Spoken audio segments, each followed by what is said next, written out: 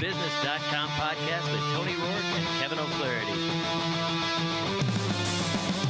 SeizYourBusiness.com, making you money. Share it on Facebook, share it on LinkedIn, Twitter, our blogs, YouTube videos, listen to our podcast. It's so hot that it's burning up the stereo. Welcome to the SeizYourBusiness.com podcast. My name is Kevin O'Flaherty from O'Flaherty Law. I'm joined by E.J. Johnson, my co-host from Liliana Properties, and Clark Beckley from Your Story Counseling. Our topic today is going to be relationship-based business. So thanks for joining us today, Clark. Thank you guys for the opportunity. Thank you. So tell us a little bit about your business and what you do. I own Your Story Counseling here in downtown Downers Grove, and we primarily are a group practice that provides counseling services and interventions to clients across the lifespan, all the way from children on through older adults dealing with either chronic mental illness, some more common routine life circumstances, whether it be grief, anxiety, and also kind of exploring their professional capabilities as they interact with other people out in the professional world. Well, we had lunch today, and we were talking about kind of another aspect of your business that deals with kind of helping business owners work with, employee issues, and tell us about some of the other things that you do that you wouldn't normally think of when you think of it. Yeah, absolutely. I think one of the things I'm encountering as I get out and I meet people, especially small business owners or people that are certainly in decision-making positions within their own organizations, is just how are they now better able to shape their interactions with their employees while still respecting the leadership boundaries. So in terms of conflict resolution, what is a leader in a business bringing to some inter-office conflict or some struggle that you're experiencing? And kind of me being able to bring into that a behavioral overlay and kind of increasing a business owner's emotional intelligence as to what they're bringing to that interaction to better understand, and also effectively empowering the employees to best understand what they're bringing to those business interactions also. You also work with, I heard you talking about working with like a soccer team, and tell me about that sort of thing. Yeah, one of the things we did as part of our kind of pro bono expansion is trying to work with local organizations, whether they be athletic organizations or not-for-profits, in just, again, increasing their awareness of why they may be experiencing some of the problems.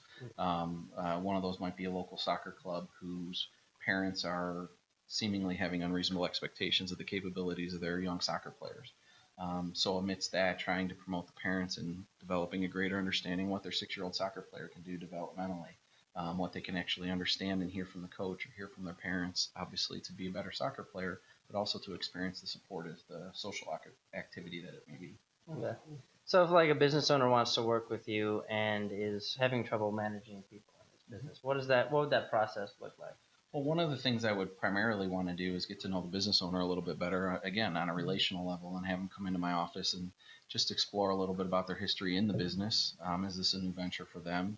Some of the barriers that may represent if it's a new set of skills, but also exploring their strengths as a leader and how they can model that to their employees.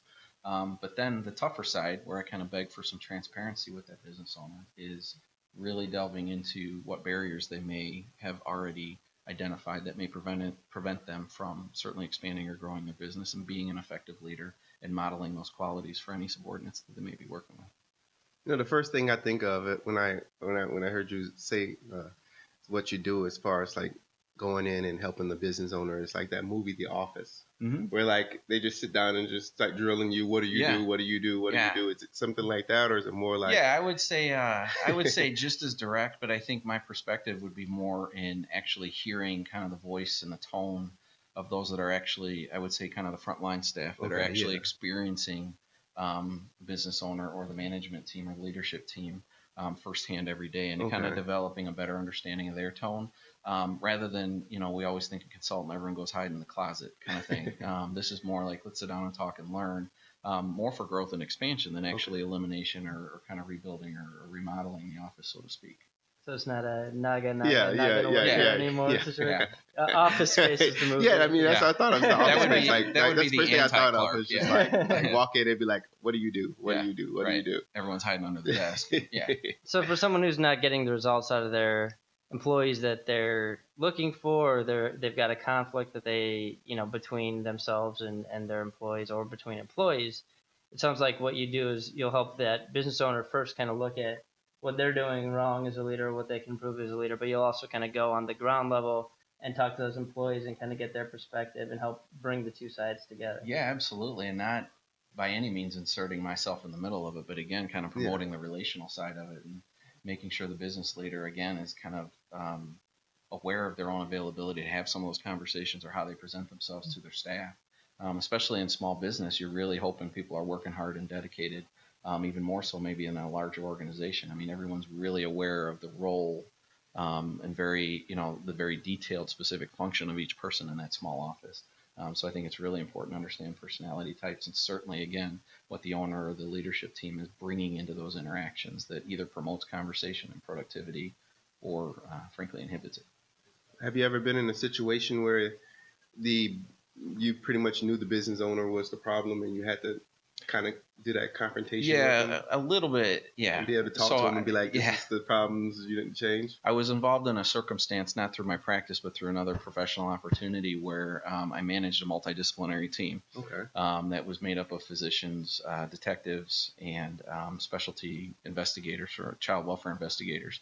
And my role was to get them all to play well in the sandbox together. And one of the things I quickly identified when I heard from them what their struggles were in communication and perception about the function of each role on that multidisciplinary team was that they all actually were the experts. You know, the detectives were certainly the experts on the criminal side of things and crafting a criminal investigation and promoting the highest quality investigation that would obviously as close near as possible guarantee prosecution, where the physicians on that team certainly were experts just because of schooling and their subspecialty. So their perception was that they were the experts and they were driving the actual investigation. So in, again, promoting these conversations and having some low-level systems in place so that they increase their understanding of the scope of what each expertise brings to that multidisciplinary team.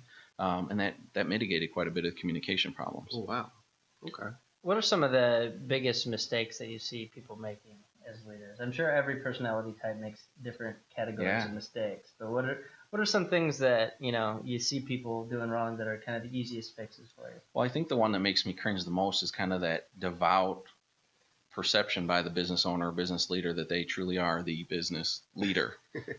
They provided the funds, they organized the business, they had the idea, but I got to believe that there's just a strength in leadership in some of the people that they've chosen to work with them. So not relying so heavily upon themselves for that area, I guess, of expertise or guidance or counsel, and making sure they're actually recognizing the capabilities of those that are around them. Because you don't want to, I don't want to be in a room full of people who think they're the greatest at what they do. I actually want to be in a room full of people who want to learn how they can be greater because of the room full of people. I think that's a key miss, is recognizing who's around you that can best kind of promote your idea that you're essentially funding and bearing the risk for. Mm-hmm.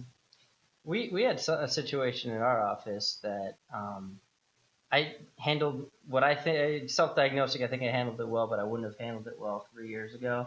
We had the profit arrow pointing in the right direction a couple of weeks in a row, or pointing in the wrong direction a couple of weeks in a row, and rather than diagnosing the problem and coming up with a solution and dictating it down to people, I got my 2 attorneys and my office manager in a room, and I did the legwork to kind of prepare the data for them to, show here's our year-to-date numbers on everything. What do you guys think we should do? What's the fix to this problem rather than having a problem in advance? And I think they responded well to that, rather than me coming down on them saying you guys need to produce more. It's here's what our production numbers are. Here's what our retainer management numbers are. This can't continue. How do you guys want to fix this problem? Yeah, and I think increasingly, certainly in this, whether it be electronic or real social community that we've created for ourselves, I think everyone has an expectation that they should have the opportunity to have some input. And again, that's not to say we don't respect appropriate management boundaries or supervisory boundaries. But to the same extent, I got to believe, again, especially in a small business environment, you have an opportunity to truly handpick people. And why not? Again, because it's your risk, it's your opportunity, your idea. Why not take the time to develop that staff to actually bring solutions or bring ideas and involve them in the thought process rather than bearing the responsibility exclusively by yourself? Because it is truly your handpicked team, and that team's also a reflection on your values and your goals. So if you're struggling with that team, it is unfortunately, a direct reflection upon your selection or your selection process. Yeah, EJ was saying, do you ever have a client where it's the business owner's fault? Yes. I would imagine almost all the time something, the buck stops with the business owner. It ultimately comes down to their fault, whether it's the people they picked or, the training process or the way they're managing those relationships. I think identifying the problem within yourself and not trying to blame somebody else, but fixing it, with the way you're leading is probably a pretty good first step. Yeah, and I think a classic example that you see in a smaller business is you have an office manager, but you have a business owner or you have principals or whomever you have in that environment. And regardless of rank or hierarchical structure, a strong office manager who gets personalities, who can manage the day-to-day operations of the functional side of the business, but also understanding that, hey, Kevin's great at doing this, or hey, Kevin's going to really cringe when he hears this. That person being, again, emotionally intelligent enough to shape that message and how they deliver it to you, so that you can best hear it rather than react to it too. So I think there's a critical element of making sure the business owner understands their areas certainly of capability, but they're also their area of deficit so that they can better strengthen their team.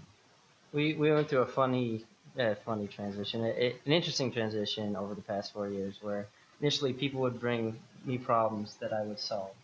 And then I got to the point where I had to tell them, I don't want to hear a problem without your proposed solution. Amen. And now we're at the point where I don't even get the problem. They just solve the problem. The solution's already there. And it's rare that it even, comes across my desk unless, they have a real, difficult problem that needs my personal attention. And, even to the point where we were having lunch with a real estate agent, and one of my attorneys that practices real estate law says, oh yeah, for real estate agents, we're offering, the first time that you bring a client to us, we'll do that closing for free to prove ourselves to you.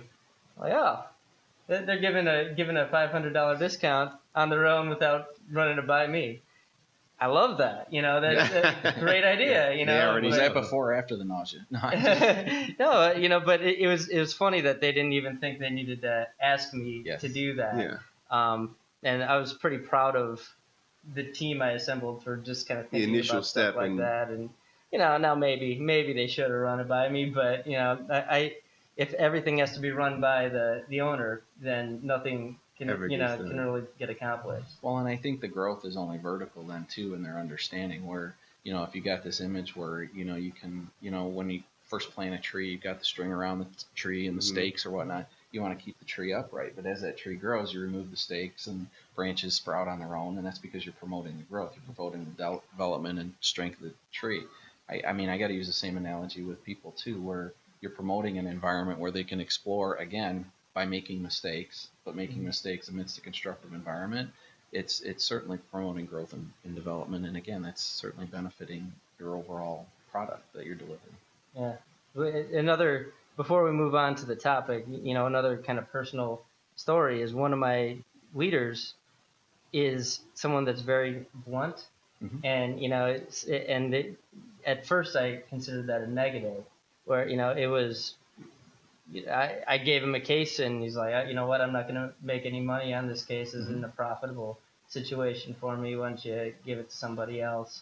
And I was like, at first I thought that was pushback, but as we got to work with each other and know each other better, the fact that he's going to tell me what he's thinking and not, come to work thinking, all right, I'm going to go find a new job because I don't like this and blow sunshine up my butt the entire time, is something I came to value. And we were able now to have frank conversations. We were able to have that conversation of, hey, the profit arrow is pointing in the wrong direction. What do you want to do about it?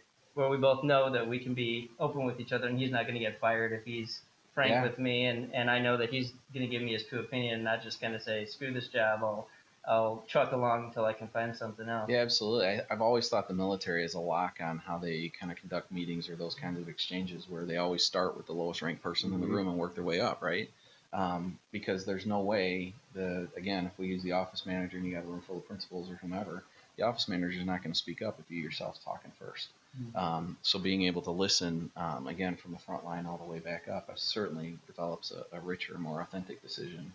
But again, it promotes, like you said, an opportunity for someone to feel that they can be frank, because you've got a pattern of listening to them in the past too. Sure. So let's break into the topic, the relational side of business. What do you have to say about this, Clay? I think it just kind of thinking about what, I have always thought was important, especially for non-business types like myself, and now growing to become more of a business type person. I wanted to reflect back just on how I made my decisions and who I decided to do business with as I was not only setting up my clinical practice, but also sustaining my clinical practice. To what professionals and why did I turn, and how did I ultimately pick them?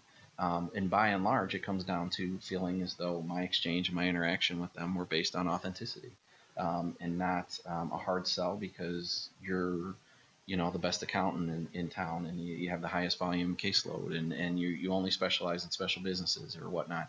But really, truly allowing the potential client to really understand you as a person. And again, not artificially saying I have 2 kids and you have 2 kids. Oh, look at that. Now we should do business together. But really allowing kind of a vulnerability and exchange information.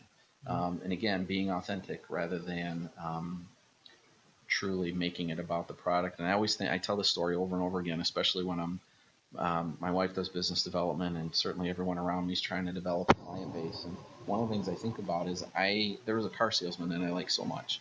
The guy wasn't schmoozing me; he was a car salesman. And I think I think if there ever was a salesman people are most skeptical of, it's always a car salesman, right? 99.9%. Right? Yeah, and we don't even that doesn't meet peer-reviewed literature. I mean, we know for a fact car salesmen, people have a fear of that. And I think that I go back to this guy that I purchased one car from, and I just had such a great experience with this guy throughout the 23 hours it takes to go through the process of buying a car.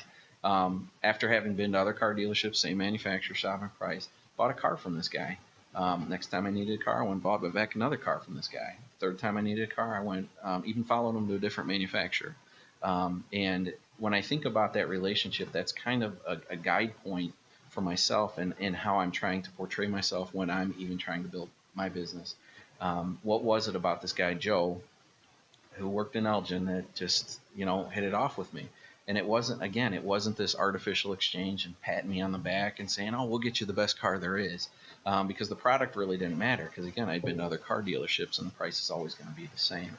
So what qualities did this guy Joe possess that really kind of brought me into it? And it was shared father experiences. It was, we got to talking just about everything, fishing and all of the other things that we enjoyed. I could tell that he was being authentic because he had some pictures around his little workspace, and showed me some pictures of his kid and some of the things that they do, and that drew me in. And now, don't get me wrong, I don't necessarily disbelieve that was certainly a tactic that he was using initially, but I knew when I came back, he understood the reason I was coming back was because he was the person I wanted to do business with. It wasn't going to be buying the same car at a different dealership for a better price. Mm-hmm. And quite frankly, it really didn't come down to price in those second and third vehicles. So I always think back about that because, again, why would I go back to the same car salesman? Because, again, we're just trying to save money. But he just kind of exemplified the way I would hope to do things if I were certainly in that position. And it all goes back to that authentic relationship. And when I talk about this sometimes with people that are in sales or business development, they're like, yeah, but if the guy walks out the door, I may never get him back. Or the woman comes in and we have this great conversation, she's going to go down and the next guy's going to be doing the same thing. I would always challenge that because, yeah, certainly that can happen to some extent. But if you're truly being authentic and you're truly just exhibiting those consistent qualities, I got to believe that's a long-term relationship that you're planting seeds for. And they'll certainly come back just because of that. So that's kind of the base element of just kind of how I try to, again, portray myself and just being authentic and vulnerable and genuine with people. I think a key word that you said there was being vulnerable, Mm-hmm. And there's being willing to share a little bit about yourself, not just, I have 2 kids, you have 2 kids, but, opening yourself. It's one thing to be. You see this a lot with attorneys, and I keep going back to this because this is a point of reference where they've got their attorney facade up, and they'll talk in legalese, and they'll try to look really professional, and almost to the point where they're intimidating. And I think the best attorneys are the ones that are down to earth and will speak to you like a regular person, mm-hmm. and will make a fine line between friends and clients, and just be willing to ditch the legalese and ditch any sort of sales pitch and just kind of look you in the eye and talk to you in plain English and try to help you solve whatever problems you have. Yeah.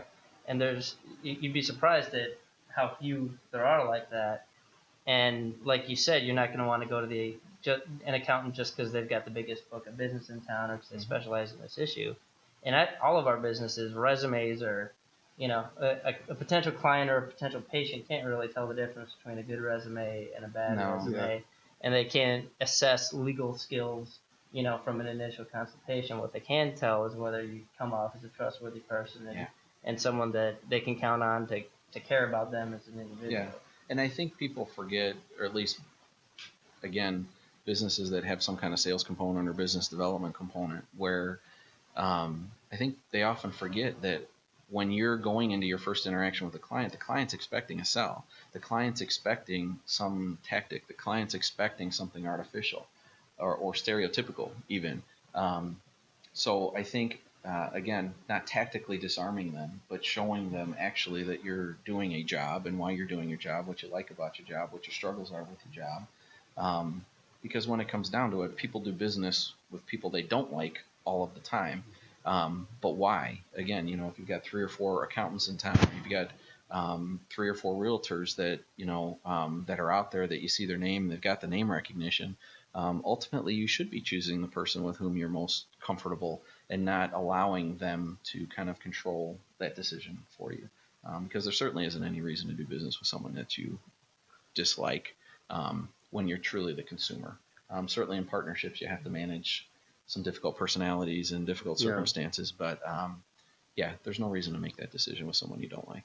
I think for me, the key word was authentic, because during business with most people, you get what I call that wall, where you get up to them and they're that person they want to be, but they're not the person who they really are. No, it's like I always tell my wife, it's a 30-day waiting period. Mm-hmm. In 30 days, they start to become who they really are, and you start to see that wall coming down, and that personality might not be the same personality you remember from that 30 days.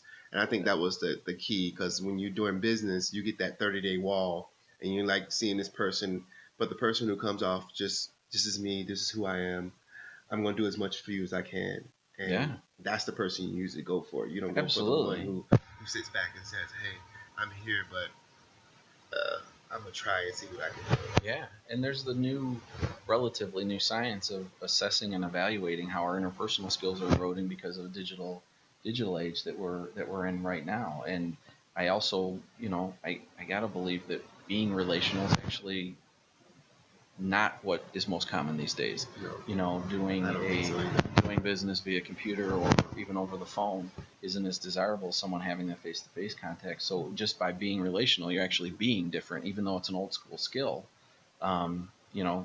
Going back to something that's tried and true, and actually a handshake and spending lunch time rather than time sitting across a conference table. It's certainly beneficial, that interaction.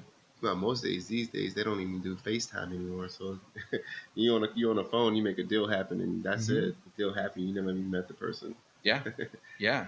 And I think that the more we talk, I just had recently I was trying to identify a viable payroll provider, and ultimately my decision was based in part on the referral from someone, but also the time spent with the CPA that ultimately is doing my payroll. And just by sitting there and having the conversation, I realized he was engaging me in a conversation about what he does and how he can better serve me, and making that unique to our experience. And just, again, it was in the comfort of my office, talking about stuff that was important to him and to me, certainly increased, again, my engagement and just making sure I wanted to follow him, in business.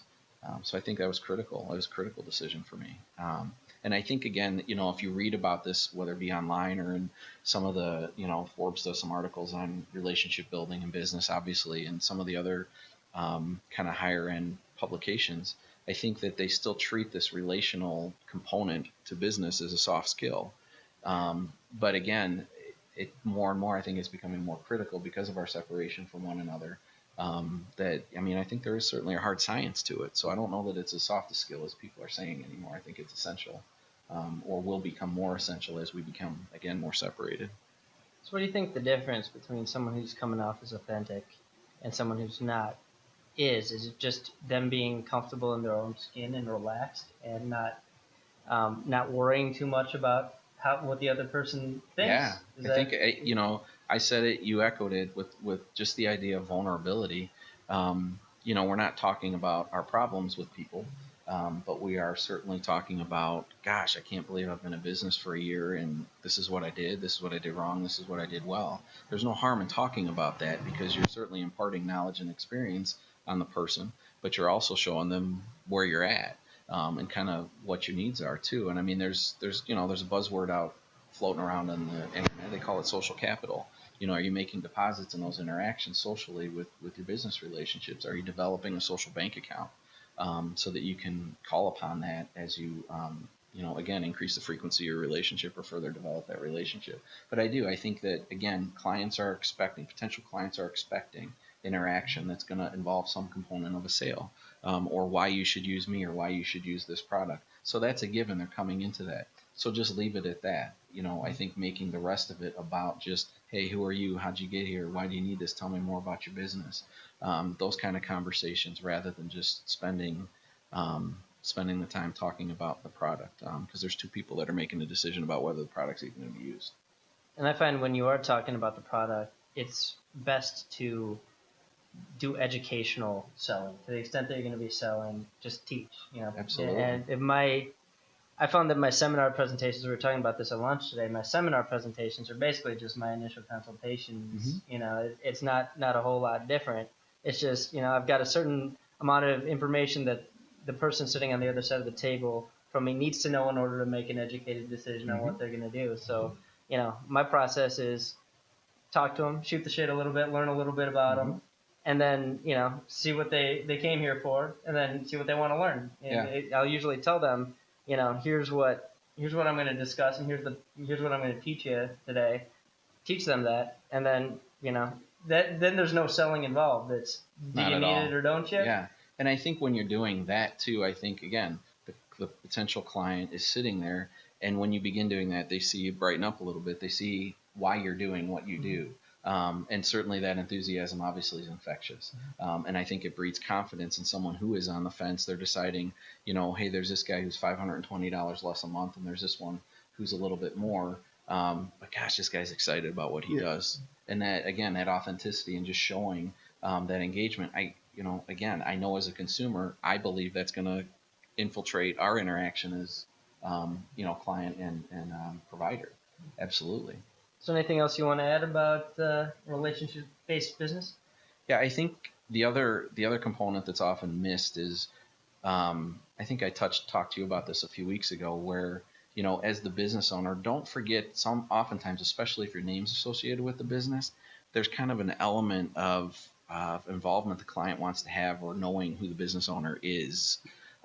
So even if the time permits during a consultation when they're meeting with, an attorney, an associate attorney in your case, stopping in to make sure you say hi to a potential new client. Because again, it shows engagement. It shows why everyone's doing what they want to do. It's showing why it's important. They may even perceive it as your check-in to make sure the associates are doing the best job that they can possibly do with a new client too. That, and also I think the component of social media, realizing that using social media also makes you more relatable or accessible. So a blog, when you're publishing a blog and you're the owner of a law firm, and again, in your case, or me as a practice owner, connects them with me, and they can pick up tones in that blog, and they can pick up that passion more so than they can in an email or a text conversation too. So I think that's another way to kind of deliver, again, just some of that energy or that excitement you hold for your business that time and time again is certainly going to engage clients and certainly differentiate people. When I started doing my blog, I went out of my way to make the articles not stuffy. Yeah. I would use, superhero hypotheticals of, Superman and Lex Luthor and, stuff.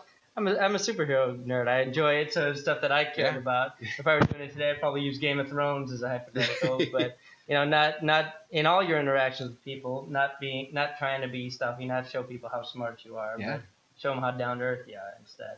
Absolutely. All right, cool. Well, Clark, if someone needs help in either aspect of your practice, from the business end of things or from the personal end of things, how can they reach you?